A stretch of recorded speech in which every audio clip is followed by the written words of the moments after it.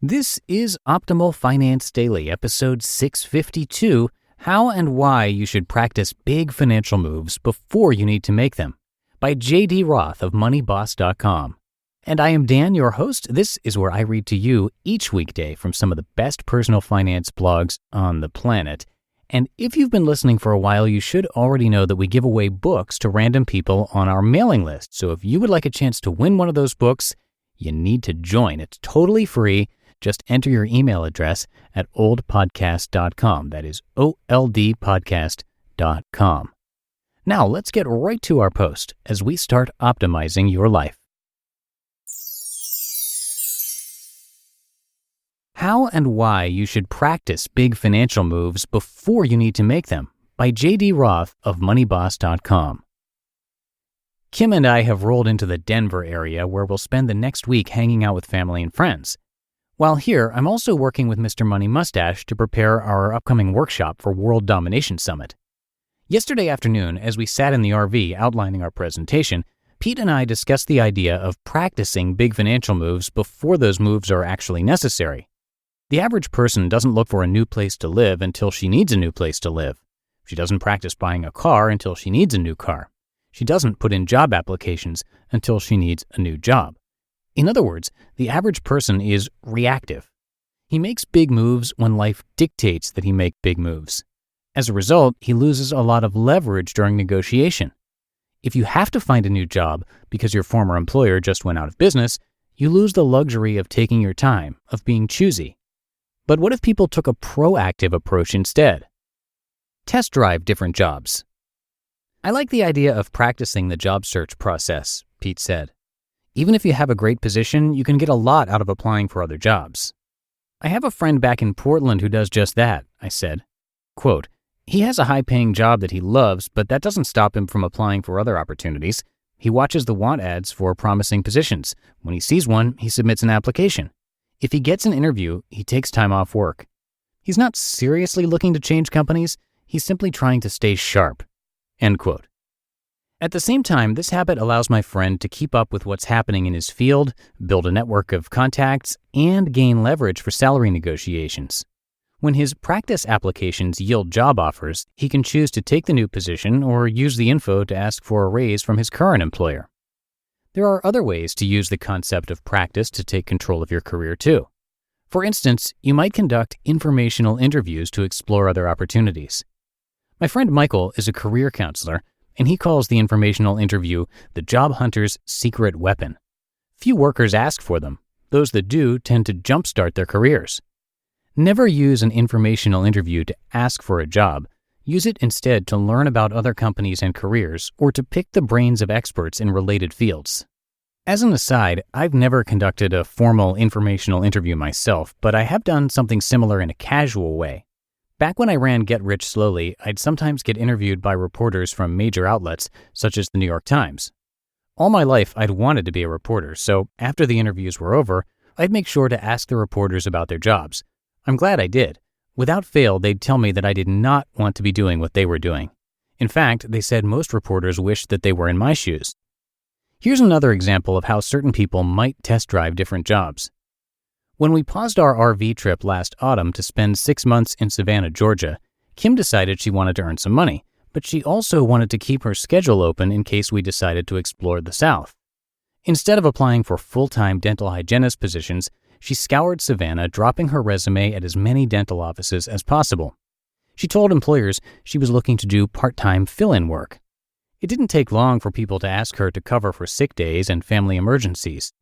During our 6 months in Georgia, she had as much work as she wanted, and she still gets calls from people asking her to fill in.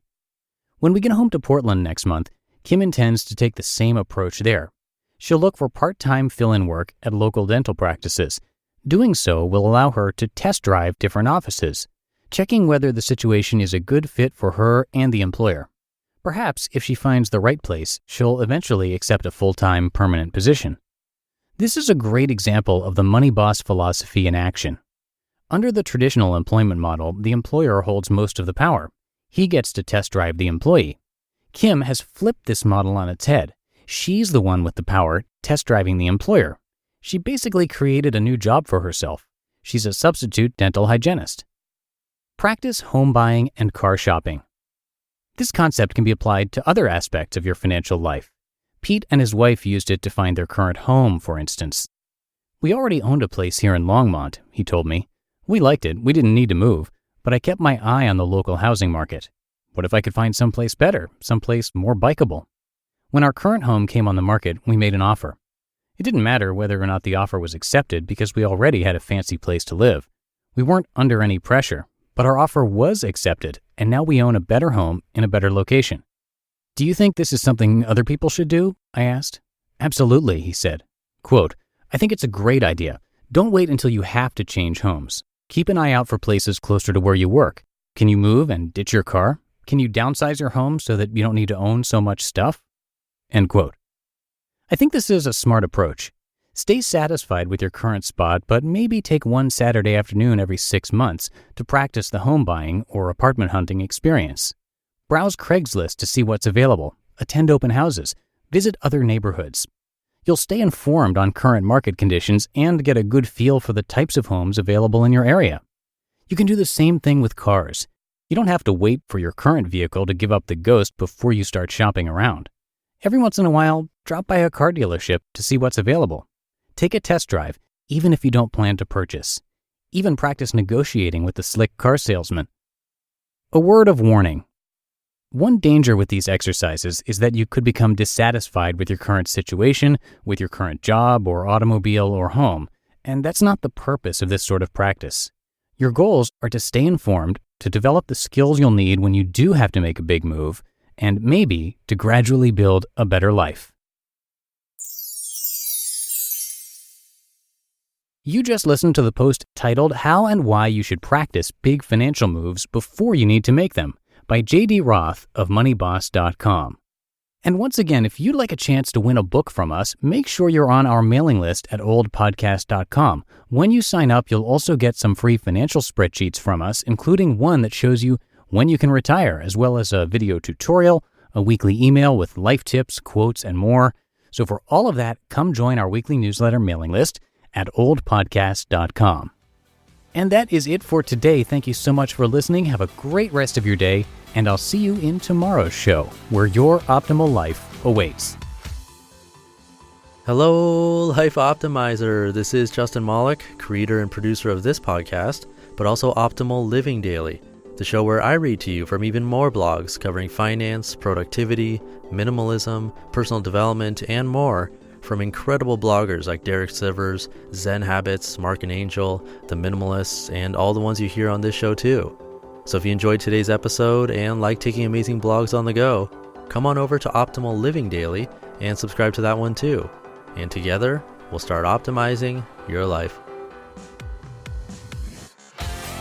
You've been listening to Optimal Finance Daily. Be sure to hit the subscribe button to stay up to date on each new episode, and head to oldpodcast.com, that's OLDpodcast.com, for a free gift as well as more actionable tips and resources to help you maximize your potential.